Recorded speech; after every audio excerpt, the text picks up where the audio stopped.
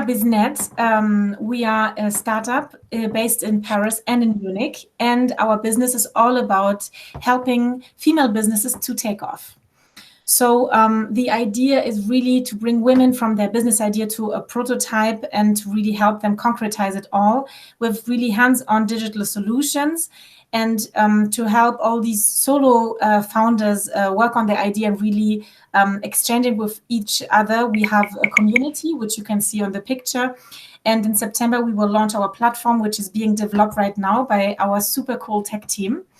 And we will definitely share promo codes with the NomadHer community to really log onto the platform and work to deep dive into your business idea and work on it through our platform. But now let's start with the workshop, how to test your business idea before actually launching it, because this is very important.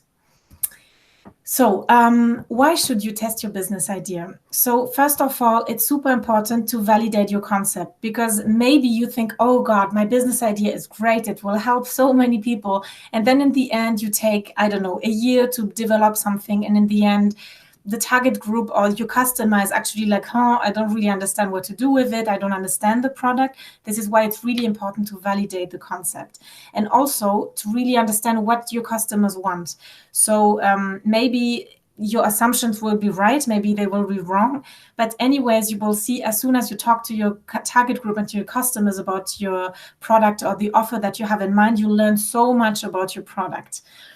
Also, there will be some features or some functionalities or service that you thought, oh my God, this will be super interesting. And then your target group is like, well, no, actually, I don't need that. Or they will really give you more ideas. In general, it really saves you time and it saves you money. And for all of you who may be a bit, I don't know, shy about it, shy about your business idea, really don't be. Go out there and be proud about your idea and really talk to people to see if it's worth going forward. So what is actually the testing process? So first of all, it's really important to define the offer. And then very soon you should conduct a survey so that you make sure that, yeah, as I said, the idea is actually interesting. And then you can integrate the feedback. It's always important to really, not only talk to people and then think, oh, okay, your feedback was crap, and then just go ahead with the idea you had in mind, but really to take into consideration the feedback that you got. Then build an MVP, which is a minimal viable product. So it will be the super small, condensed, small version of your offer so that you can really test it, and then integrate the feedback again, and then maybe redefining your offer or just working on it. So it's really like a full circle, even with all the different features that you might develop in future. This is really the way you can do it. So this is also the flow that we will use in this workshop. And if you have any questions, if I talk too fast, if you need more time, if it's boring, if you have a question, really just stop me and I'll just stop sharing my screen so that I can actually see you, and then we can talk about your question. Yeah, also, you have this small hand function. You will see it. Let me show you. So you can also use this function. Yeah, cool. Okay, Claire. If you use, I can't see it because I just have one screen. So Hugh, maybe you can tell me when one hand is raised. Sure. Okay. And also, let's use our chatting function. Cool. Yes, please. And you can read me all the questions because, I just have my small laptop. I gave my second screen to my developer. This is why I just have this really tiny screen to share the presentation. Okay. I think Victoire just has a question. Yes. Yes, I do. Thank you. Regarding the survey, I was wondering, how do you determine the minimum number of respondents for the survey to be valid? Because, for instance, we tried to conduct a survey and we got like around 150 answers. And when you hear all the successful startup stories, with tens of thousands of survey respondents, you feel like, oh my God, this is such a small sample. It's not representative of our population. So how do you fix this objective? That's a super good question, and I think I will answer the question once once I will talk about the survey, but it's really good. I will definitely talk about this. Very good question. Okay, thank you. Cool. Okay, then I'll go back to my presentation. Yes, you see it again? Yes. Okay, cool. Then let's start. Oh, it doesn't want to go. Ah, no. Okay. So first of all, when you define an offer, you should be really precise, and you just write it down in 2-3 sentences so that everyone can understand it. There's also a book about it, which is called the Mom Test, where you really talk about your business idea in really super small and easy sentences and words. The idea is that obviously your target group understands your product or your offer, but also just in general that it's understandable. And depending on how complex your product might be, maybe if it's a B2B product, or if it's just something a bit more technical, or if it's super niche into a certain area, your customers, your potential customers might also not understand what it was all about, even though they would be the perfect customer. So really try to be super understandable about this, and you can talk to your mom or to your friend about it and just tell her or him, hey, this is my business idea, and you will see the questions that they will have, and also if they understand it. What you can also do when you define your offer is already integrating the target group, integrate all the information that are necessary to really fill into like a small oral elevator pitch about what your business idea is.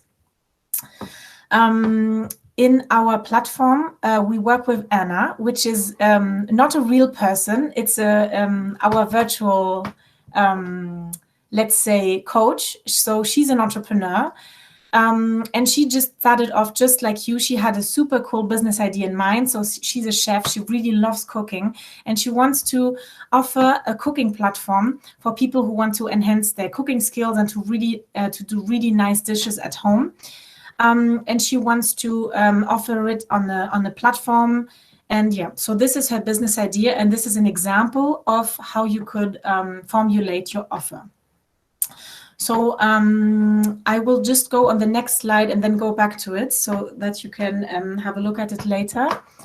But now you can all grab, if you want, your pen and paper, and you can actually write down your business idea.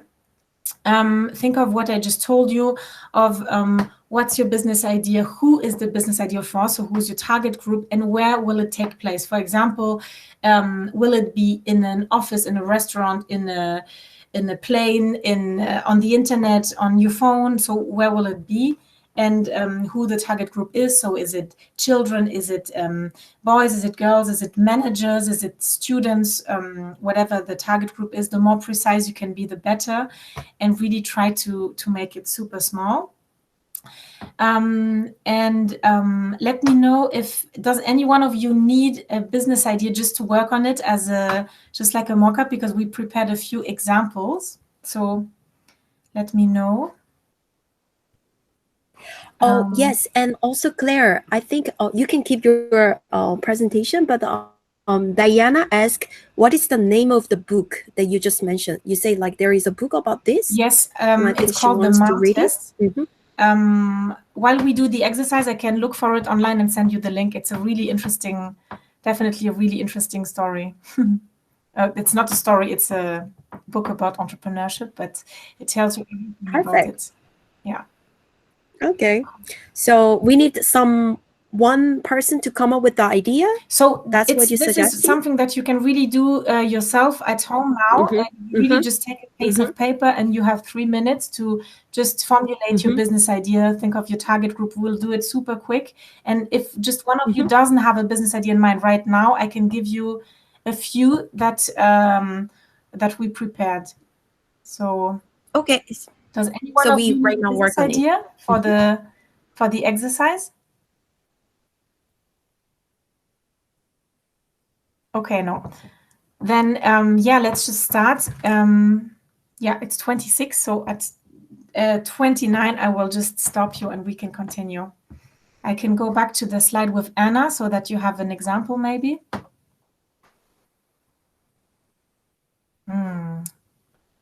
Sure. Let's do it. Didn't change.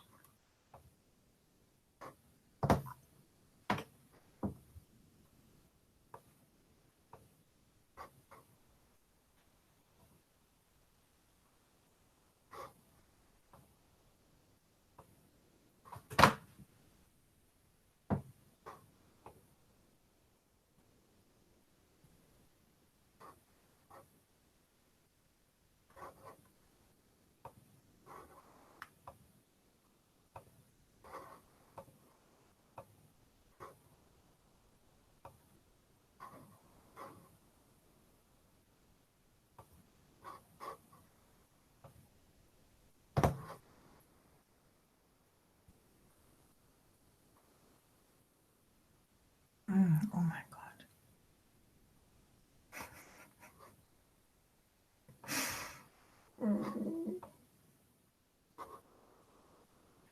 Take your time. Yeah.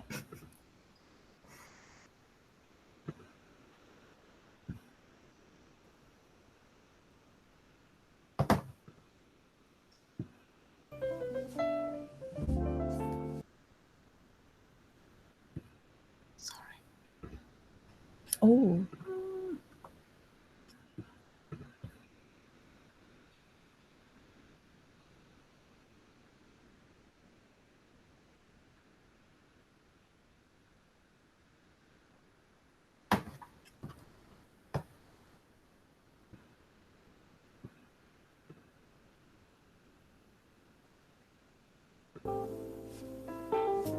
I think it's good. Just to put, that way people are chilled. And you tell us when we are all ready.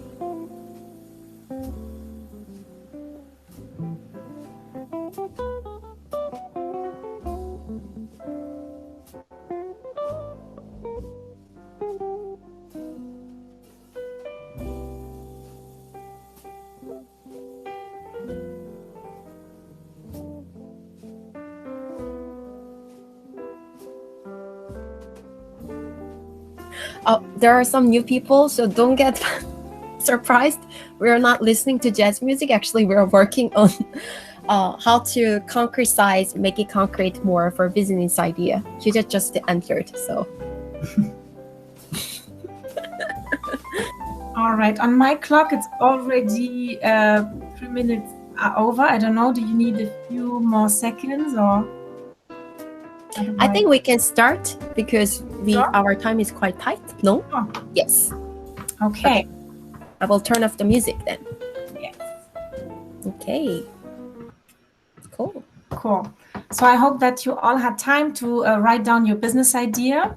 I know it's a very spontaneous and quick, short time, but it's really just to make it a bit more clear how you could actually do the testing. Obviously, you can use a bit more time than 3 minutes before talking to people about it. All right. So I hope that you can see that.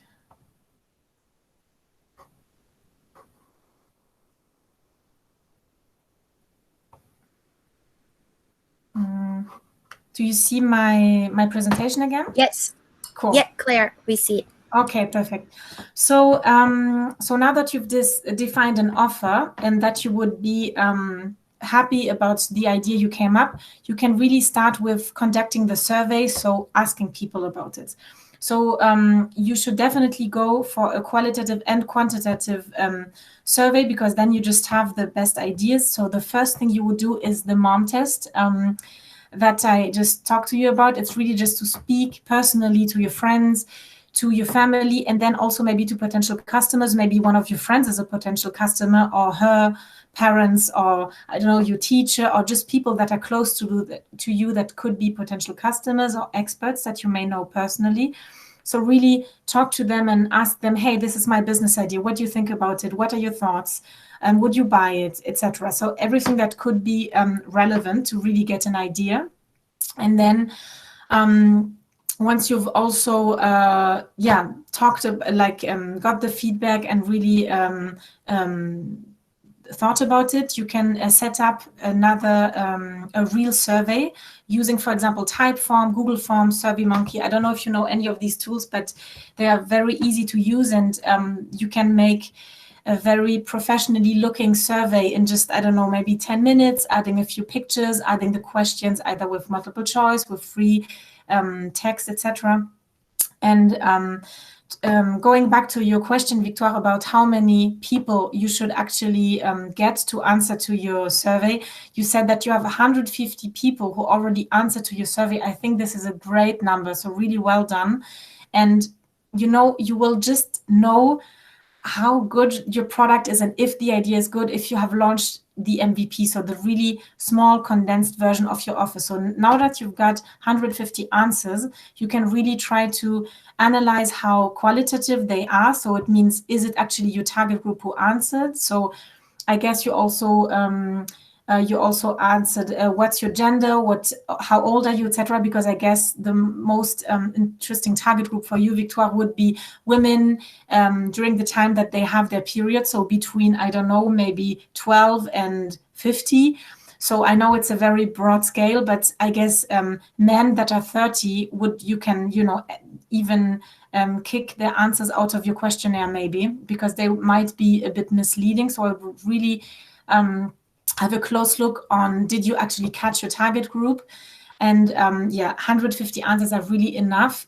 When you talk about, well, we made a survey with 10,000 people who answered, I guess it really depends on what you're gonna do. So depending on how scientific also your product is, it depends. But I guess for testing purposes, if you really asked your target group what they would pay for it, what they are lacking, how they would imagine the product to be, how it should be so that they buy it. I don't exactly know what the questions were that you asked, but I guess 150 people are definitely enough. So really well done on that. And go ahead now. So this is the quantitative survey. And they can really be, the answers can really help you so much to, as I said earlier, to really kick some functionalities out or to add some functionalities, even sometimes concerning the packaging or the marketing, you already get a few informations from your potential customers that you asked. Okay. Yes. And Claire, actually, we have some questions. So Diana said, is it normal to have the fear that your idea can be stolen? I can jump in, but also if you have answer for it, maybe I can do it because I see a lot of strains. So I can go first. Actually, this is something what I got fear first. So Diana, I totally agree. It's so funny. Also, if others have opinion on it, feel free to talk. Many people say, oh my God, I have this awesome idea. If I speak, if I talk about it, if I go to pitching competition, everyone gonna do the same. So I will not tell everyone. Or I know a lot of people, they say, we'll keep it secret until we release the platform. First of all, please know that investors or many people, they love the fact that we have competitors. Because the fact that we have competitors means there's market. If we don't have anyone, that means that idea has some issues. Even NomadHer, we have so many platforms who are similar with us, and we love it because we can collaborate.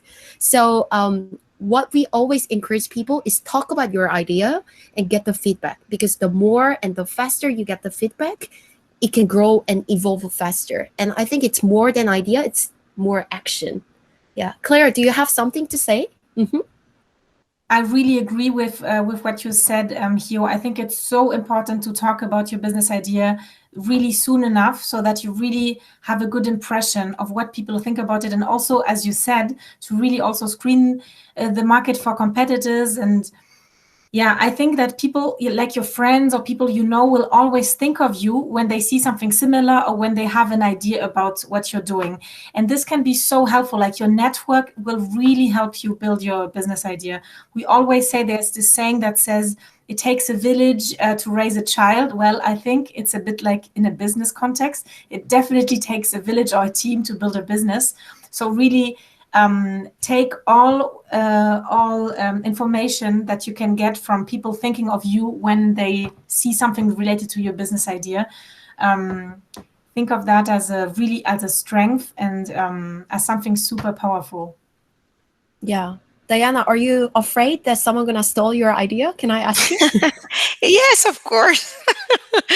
Yes, one of the things that we always struggle, my friend and I, when we come with the idea, is like, it's a simple idea, and we always say like, yeah, but they can be stole so easy, you know? And because we have this big dream that we're gonna make a lot of money with this idea, we are kind of protected. So I want to know if it's something natural.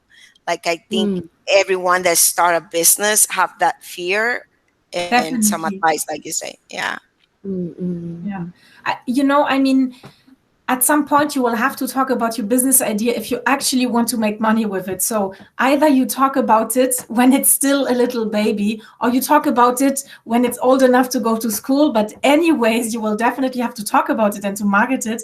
And by then, people can also copy you. I mean, imagine if someone copies you, this means that your idea is so genius, by the way. But in general, I mean, you and, for example, your business partners, you are unique in the way you do things, in all your background, all your experiences. And this is something really, it's a unique essence that you add to what you do, which will make your business idea good. And yeah, don't worry too much about people stealing your business idea. I really think that this is definitely a fear that everyone has. And every time we see competitors, I mean, it's natural to be like, ooh, what are we going to do now? But trust me, it's really something good. And as Hio said, it really shows that your idea is actually interesting. Imagine if in 2021 you would come up with something that has never existed before in any way. This is a bit, I mean, maybe you're Albert Einstein, but I don't know. It's Yeah, exactly. Yeah. We can move on. But for example, Asta, she's my friend from UK. She's working for venture capital. So it's like investing companies, investing in startup. Maybe she can also jump in. But investors hate the fact that you don't have any competitors. Asta, do you want to say something about it? Yeah, I can quickly say something. Hey, everyone.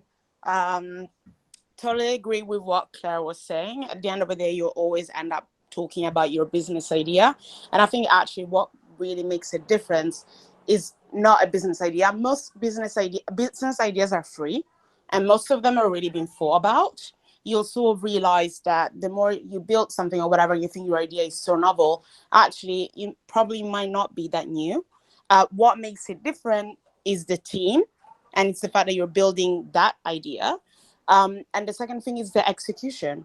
So actually over-index and focus on how you execute your idea and what makes you different in comparison to the competition, as opposed to thinking about, oh my God, they're going to steal my idea. Like, I literally have, and you're like knows this, like she spoke about her ideas all the time. Like she was like, I'm thinking about this, I'm thinking about that. And that allowed her to get feedback. And so also not build in a silo, which is the worst thing that you could do, because you need to talk to potential customers to understand whether they'll be keen on what you're building or not, if there are things that you need to be adjusting. Because at the end of the day, you're building a business, and that business should be selling something to someone who needs that to solve a problem that they have. So, and final thing that I would say, I totally agree with I think one of the major problems with, like, sometimes you look at spaces and you're like, ooh, like there's nothing here yet. And it could be a question of like, this is like something that is so novel and they're building a new market and they have this all first mover advantage. But if you think about it, Facebook was not the first social network. Like there were like so many, there was MySpace, there were all these different platforms. MSN was to an extent a social network. So they had all these other people, but they didn't stop that from, building what they wanted to build. And so it meant like the idea wasn't particularly original, and at the same time they won because of the execution that they did, as opposed to anything else. So definitely focus on execution, talk to people about your idea to get feedback, and so work on improving it, and think about your market. And if there's no direct competition, there's definitely some indirect competition that might be the status quo that you need to talk about when you're pitching investors. Definitely. Amazing. Thank you so much, Asta. This was amazing. She's always good at talking. Everything that she said. So Claire, we can move on. And people feel free to jump in if you have any question. It's not Science for class, like, you know. No. Yeah. So you can quickly jump in. You can make the review. Yeah, you can rap if you want. Yeah. I mean, this is your workshop, so that you can get something out of it. So really use it. Exactly. Cool. All right, then I'll go again.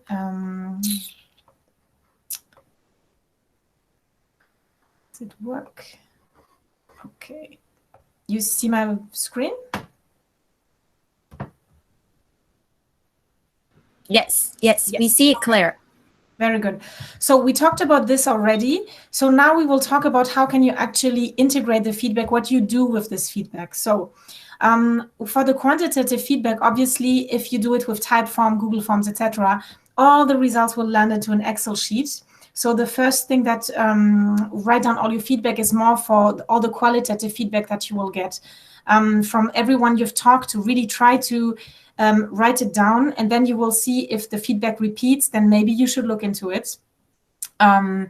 Also, maybe identify your key takeaways, like some feedback might be not useful at all because maybe it's absolutely not your target group. Maybe it was not constructive feedback. So there will always be people who will just, I don't know, try to discourage you. It's just in the nature of humanity, but that's fine. They can do that and you won't let yourself be discouraged. So really try to filter the feedback that you get and really take the constructive feedback and compare it and try to see what can I use. And then you can prioritize it. So there will be some things where you can take immediate actions, meaning that, okay, I will definitely integrate this into my offer, product, service, and I will really see how I can match with my customers' expectations or with the potential customers. Then there will be some things that you can save for later, maybe for the version 2 of your product, maybe for when you go international with your product. So it's just things that may not be relevant for the very first version of the product you will test the market with. And then there will be some other feedback that you really can ignore for now. It's not the feedback that you will just ignore completely. It's really the feedback that you can just keep in the back of your head for later. And it's really important to prioritize this, because as you will get going, you will have so many new ideas and you just can't tackle everything at the same time. And one really key learning that I get myself all the time is really focus. I guess you would say the same, that as an entrepreneur, it's so cool because you can do whatever you want with your day, with your time, with your business, but it's so important to focus. This is why start here with focusing and prioritize the feedback that you get. Then when you've you've defined your offer, you've tested it, or you asked your potential customers, and also you worked on the feedback that you got. So now it's time to build your MVP. It's the minimal viable product. So the MVP is not the super blown up, super great product that you actually want to offer, but it's a really small version, which is not expensive, which is really easy to do, which has limited features, so that the customer gets an idea of what it is, and you can get an idea of how the customer is actually using it, how the marketing works. It's really the first product where you will gain experience with. And it's the first version that works, where you can actually do your first financial transaction. So people will actually pay for it. So I remember here when we posted the event, you wrote on the event page that NomadHer started off as a newsletter, and now it's such a cool app and it's such a huge community. So just as an example of how you can actually start. We at Biznet, before we had the financial means to actually have someone develop our platform, and before we even had enough content to also launch a community, we just had a website. And we had a few Google Forms that were connected to that, and you could have mini services that we actually really DIY'd. So this is a good possibility to start. And then we had a second MVP where we had workshops, and we had really like one-on-one coaching with founders. And now, like later, I guess version 4, we are really starting off with a completely automated version and with a platform. But we are really sure about the money that we spend now, because we made all these other versions of the product, and we really tested what we are offering. So this is really something that I would recommend to test everything you do, so that you really don't lose time and money. Oh, Claire, I'm so sorry. Yes. Oh, so we have this. Okay, because I thought like maybe people will be still curious, because MVP can be a little difficult concept. So go for it, definitely. Yeah. So let's go back to our Anna, our little helper. So what she wants to offer is an online cooking platform. So there also she needs a developer. So what can she start with to actually see if it's really what she wants to do, if she will actually get customers? She can start with an MVP, which could be just doing cooking classes in her own kitchen, and then, or in the kitchen of a friend if she doesn't have a nice kitchen. And then she just puts her laptop and does a Zoom class of it, and she can promote it over, for example, LinkedIn, Instagram, etc. So this could be a really quick, easy and cheap option to just test if people would be interested. And the why she would do that, so what would be her testing purpose when launching that, would really find out which cuisine her customers would like most, find out how she has to do it, if she has to do it step by step, or how the customers will just react to her offer. So this is Anna's example. So if we talk, if we try to do it ourselves, oh no, sorry, that's the next slide. So what did she do? So her first steps were really of our virtual Anna, would be to build a website so that she can actually start. She can offer her cooking classes and people can register to it. So it can be a very easy website. You also don't need programming skills for that. You can really go, for example, to Squarespace or Wix, which is a plug and play solution. It works a bit like PowerPoint. So this could be the first version. Then she can try out the online classes with friends so that she can get feedback. Then she can use this feedback to actually integrate it into the cooking classes that people will book, even if they book it for free, but for the real customers that will, first of all, book her services. And then again, she can evaluate the feedback so that she can, bit by bit, have a really cool platform concept. So this would be the MVP of Anna. Now, Claire. Oh, I'm so sorry. We have some questions, amazing questions. So Hujet is asking, she had received the feedback 5 out of 15 people. So I think she already tested her MVP. Let's give a big applause to Hujet. She already did it. Yeah. And people said her product is too expensive, but there is no way that I can make it cheaper. How do I solve this? What do you say about this?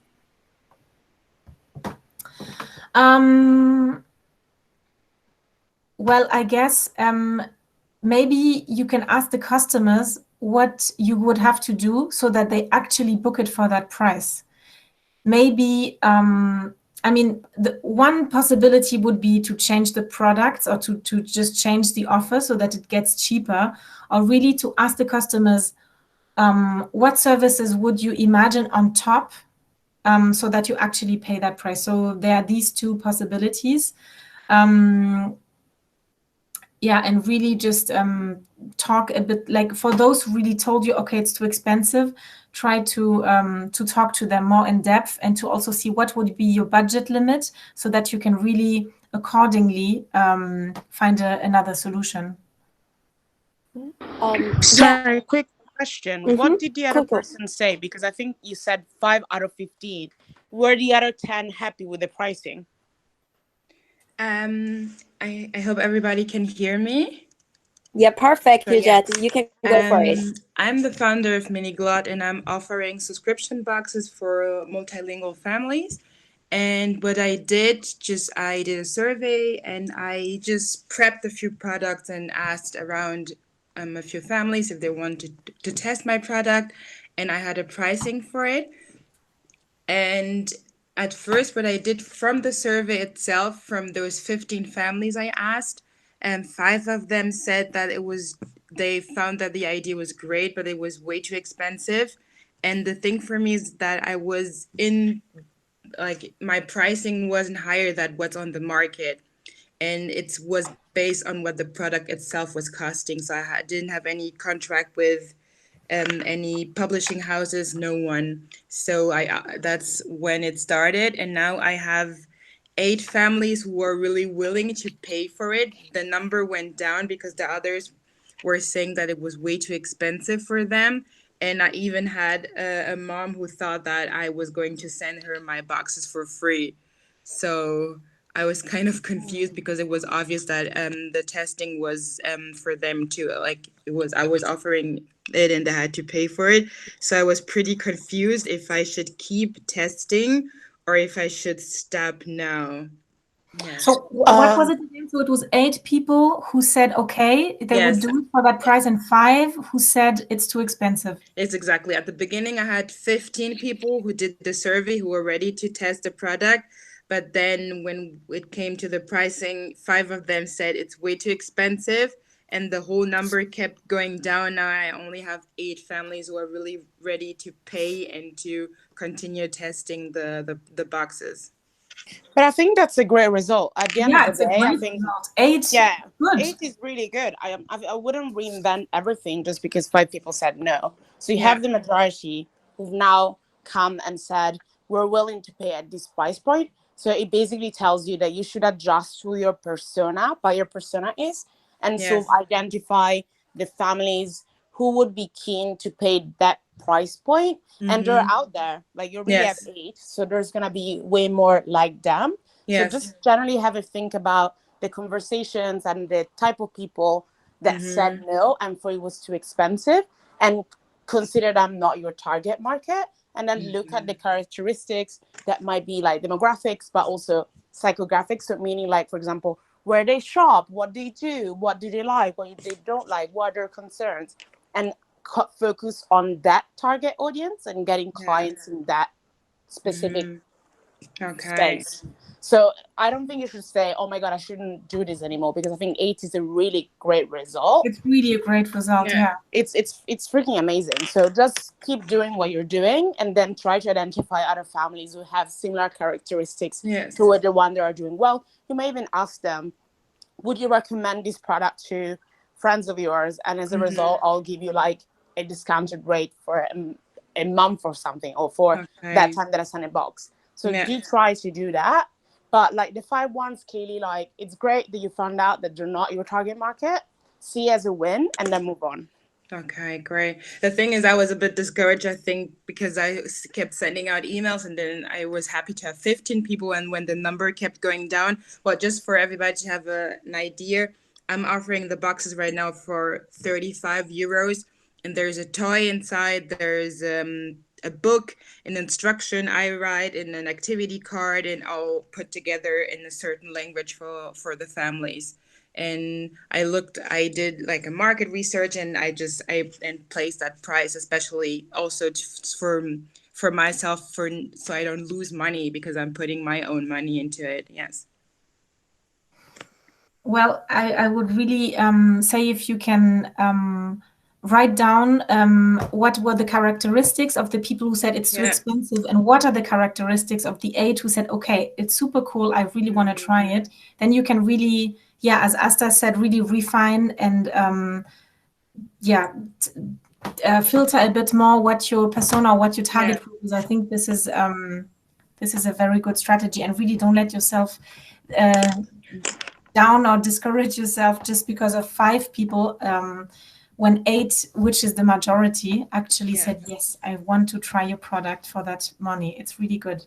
Thank you. All right. Thank you, Hijab, for a question. By the way, I'm so sorry, everyone. I know the time is flying. We can all feel like everyone is so passionate. So is it fine to keep going? Claire, what do you think? How many pages or something do you have?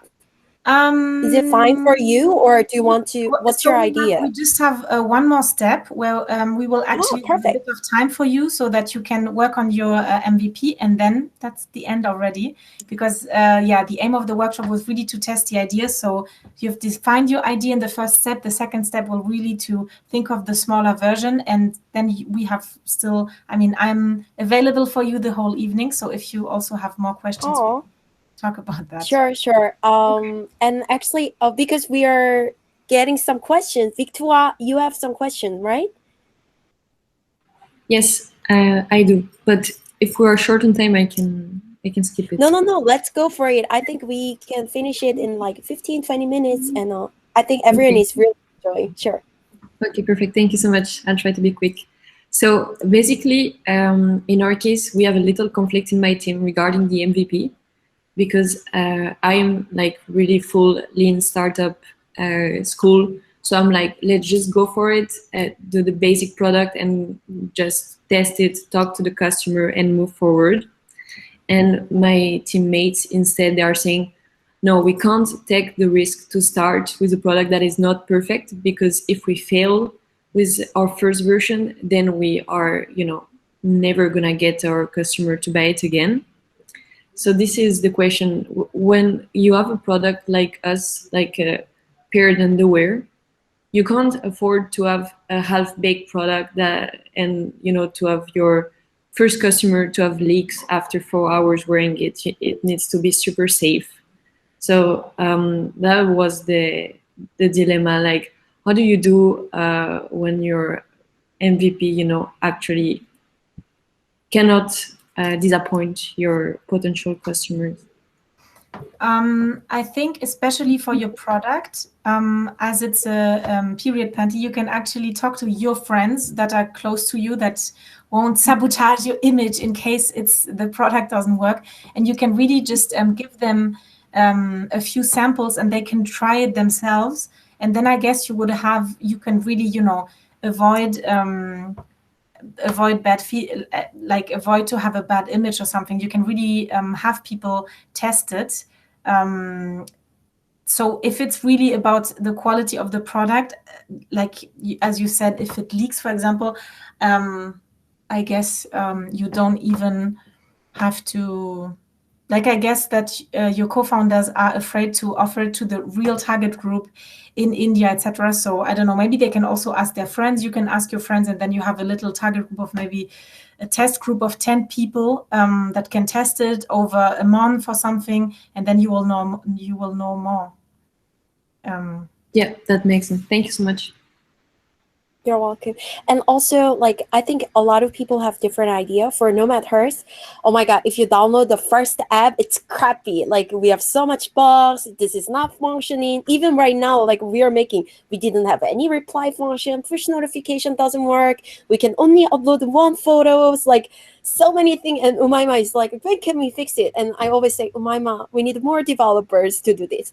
So there is a word that if you come up with perfect product, it's too late, which means that be prepared really to come up with something, make it happen, get the feedback and fix it. That's first thing what we wanted to say. And actually to go back to Annabelle's question, I think she wants to make an app. So how did you select the freelancer? I think because we are making an app, if other people have a question, you can say, okay, making an app is very expensive. Really, really, really expensive usually, because making an app is not an issue. but usually it has tons of bugs, what we call as issues, bugs, error, server. So you need to keep update. In NomadHer case, we are updating every 2 weeks. And we know a lot of people, they have issues because they don't have in-house developer, which means that you are giving freelancer or you're actually working with agency. Agencies are good for testing the product, but I saw so many cases they have issues because it's not your product, right? So if they have bug, okay, so what? Give us more money. Usually, I think when we got the DV, like quotes for making an app, I think we got around starting from 30,000 US dollars to up to 50,000 US dollar for just an app. So that's normal, really. So if possible, like Claire said, try to make an MVP using Squarespace, Wix. There is what we call as a web app. Like it's an app, looks like app, but it's actually web page.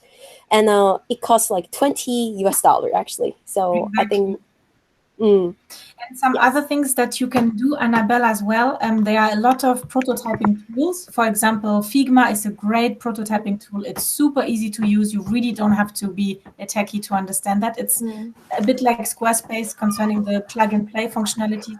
And there you can actually mock up the app that you have in mind. And then you can also test even better than just with a questionnaire, because you can actually sit down with your customer and be like, okay, look, this would be the app. And then you can also do interaction. So you can say if the user clicks here, then it goes on the next page. This is all things that you can do with Figma just for testing it, so that you can also see if it's useful, and even more deeply, is the user interaction well, etc. So this is also a possibility if you want to go further.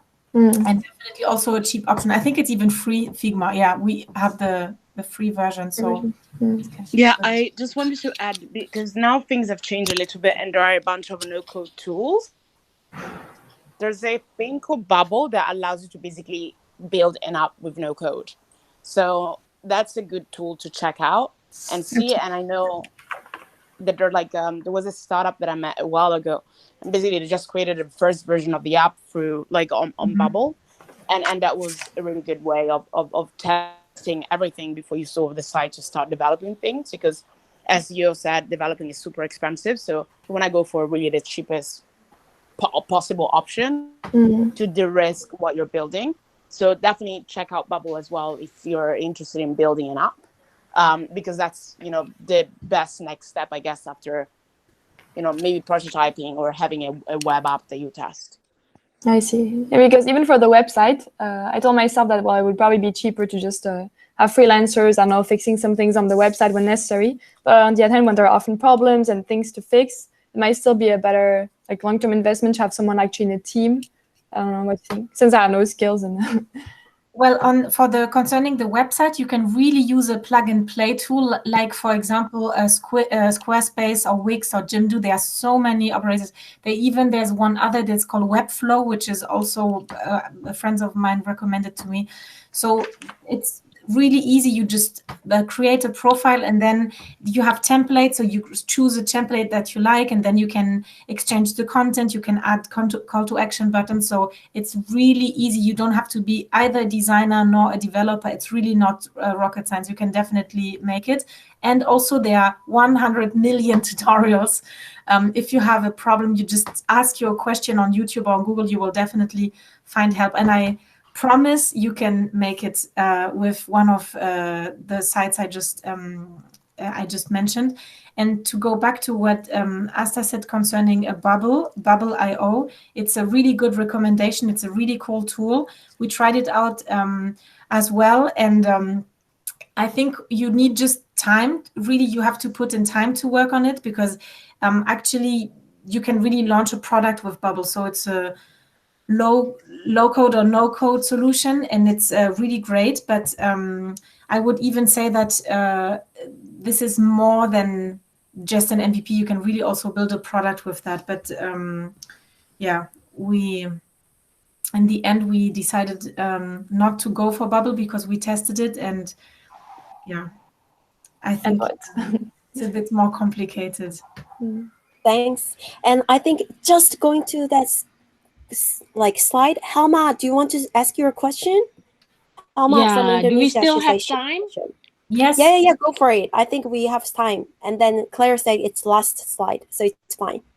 Okay, thank you. Well, actually, I think I'm going to go back to the first slide when we want to targeting our market, since I'm a little bit confused since my business idea is relating not non-profit, because I'm building the idea with my friends from the government project on the stressing on building financial literacy for women.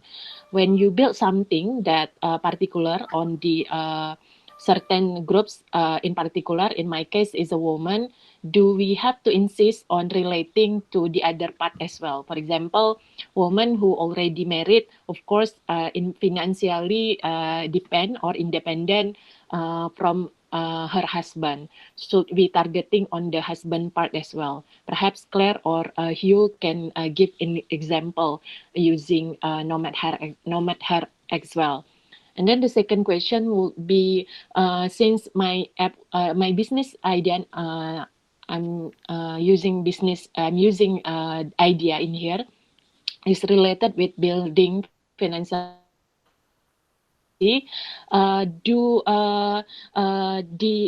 we have to build that impact?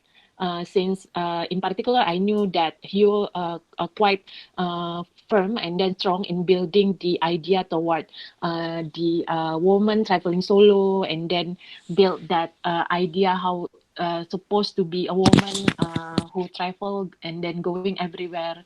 Should we stressing on always building on a good impact or idea toward our idea, or focus on building our market share? Perhaps you can share a bit on that part. Thank you.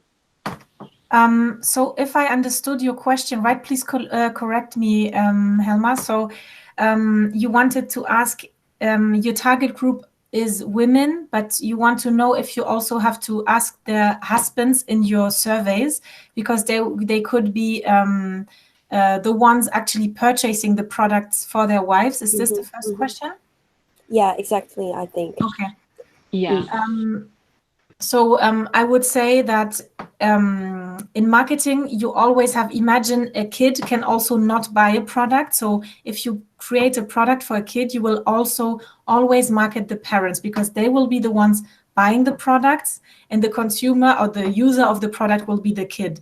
So in that case, it's maybe a bit a similar comparison. So if you create a product for a woman, but it will be the husband who might buy it, you can definitely, when you do your deep dive into the customer and you ask your target group, you can definitely involve both.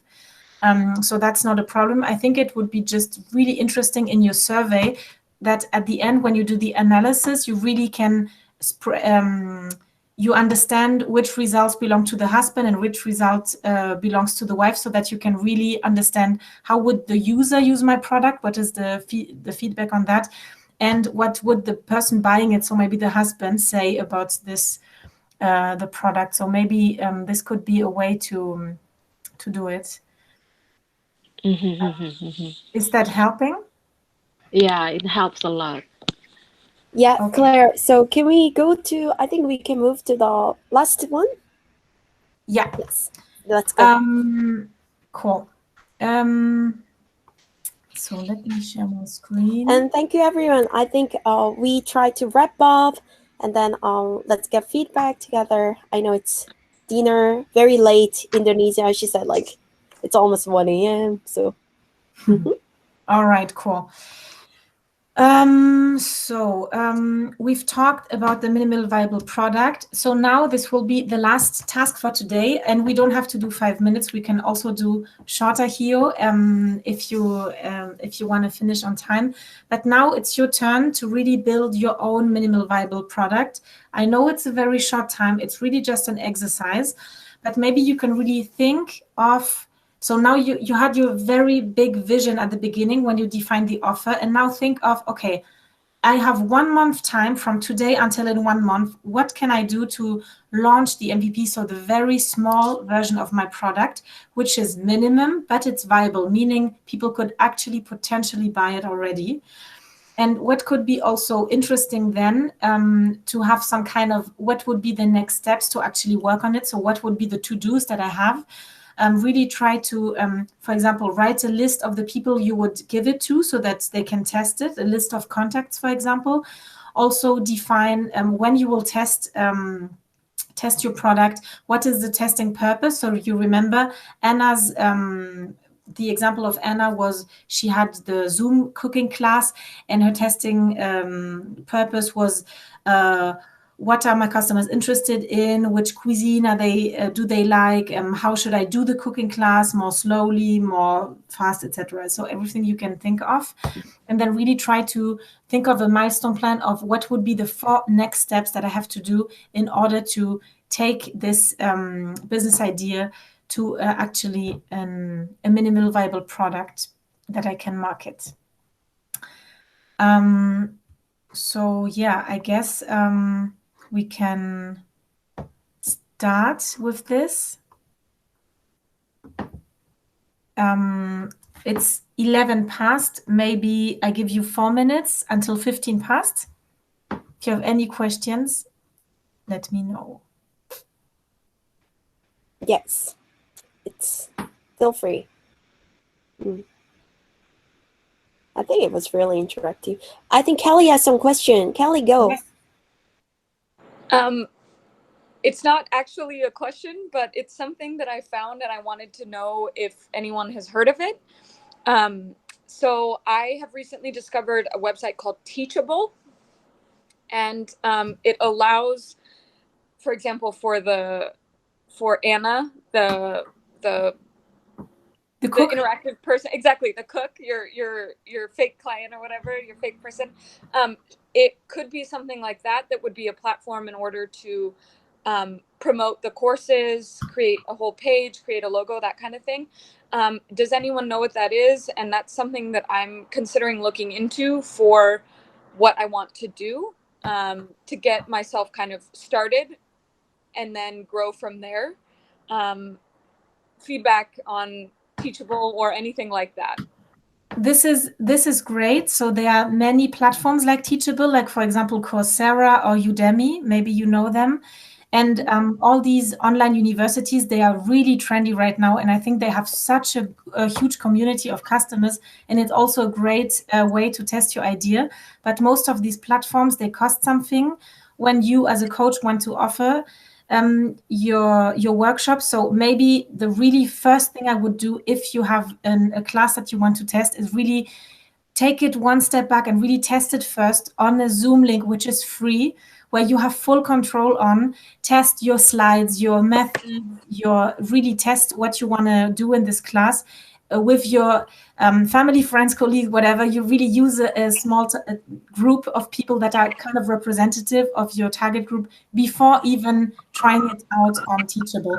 And then when you really think, okay, I think it's good, I'm happy with the results, go, for example, on Teachable, test it out. And you can also maybe compare other platforms like what I told you, Udemy and Teachable, etc., to really see what other classes are there online, and maybe then you can see where will you find your target group. Like, will you find it more on a platform like Teachable or maybe another one, because they also have different customers. So you can see what would be more interesting. So for example, if you also do a cooking class like Anna, let's really just take it as an example. If you would, for example, on Coursera, you see that no one is offering anything related to food and lifestyle, then don't go for this platform, because no one will actually then look for a class like that. I would really then go for a platform where they have other topics that are related to your product, so that you're actually in a pool of other courses that are a bit similar. I think this could be useful.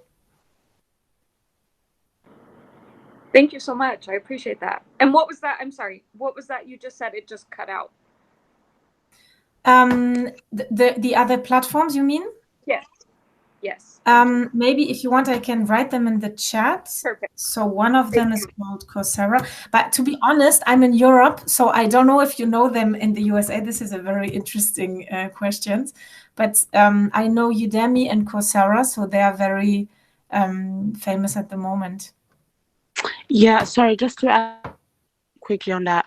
Coursera is more for like university level courses, whereas Udemy is a bit of a free for all. And I think that makes Udemy is a bit different is the fact that it's really a market, so you can actually market your product there. Whereas my understanding of Thinkific or Teachable is that they're kind of providing the infrastructure, and then you need to worry about much of the marketing yourself. But don't quote me on this. But definitely know that Teachable is one of the best ones when it comes to you building your own thing. And it's the same thing with Thinkific, and they've both done really well helping people just build courses. And then there are like a bunch of other platforms, depending on what you're planning on doing. So I really don't know the details of your business, but there's another one that's like this German startup that is helping people who especially offer like coaching like courses. So that's definitely another one. I'll try to remember the name. But I think it was like clustered.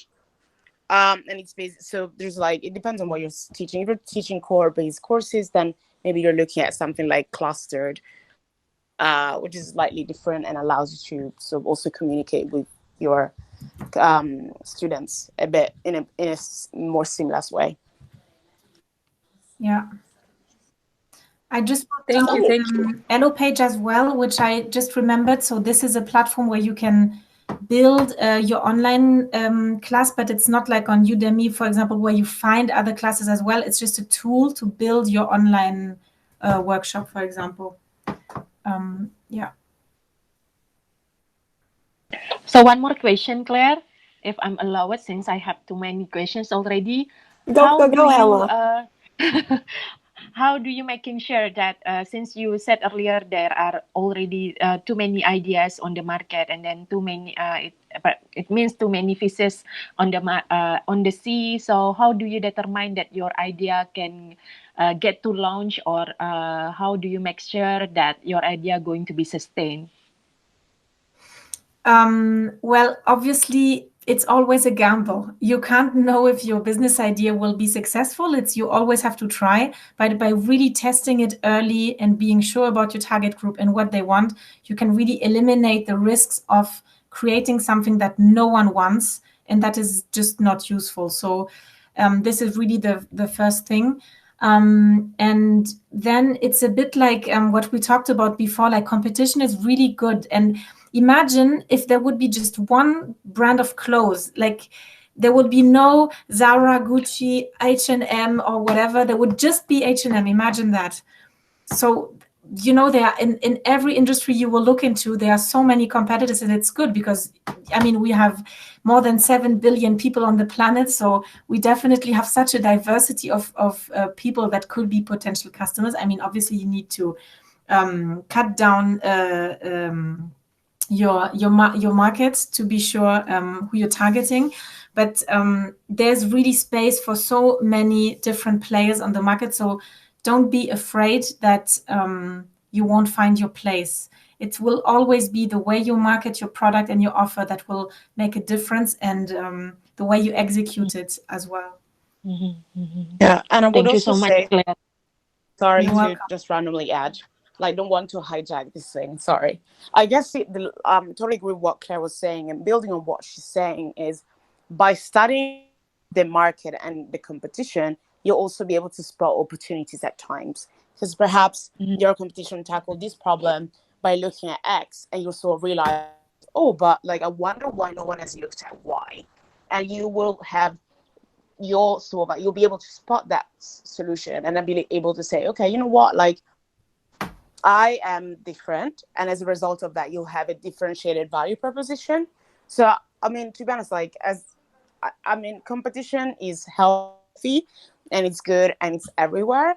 Clearly, like if the market is super crowded, then you're like, okay, is there still an opportunity for me to come in this space and offer something that is very different from my target audience? So I would say that also matters. But then there are loads of businesses that do things in incredibly crowded spaces. I think if you think restaurants, an incredibly competitive market with really low margins, but you still have people popping up and building really incredible restaurants that do really well. So it's just about you really being passionate about what you're doing. that will carry you on despite all the challenges. And as Claire was saying, there's no guarantee that a business will do well. Right? I mean, there's no guarantee. Things happen. But if you really have that drive and that passion, even if your market is incredibly crowded, there might still a way for you to carve out your niche and make and build a successful business. Thank you so much, Asta. Thank you, Asta. Cool. So Yeah. for everyone who has worked on the MVP while we were answering all the questions, I hope that that you're done and that you could really kind of brainstorm on what would be the next steps or how the really small version of what you want to do could look like. So obviously work on it in your own time, but I think it's a very good exercise even in this short period of time.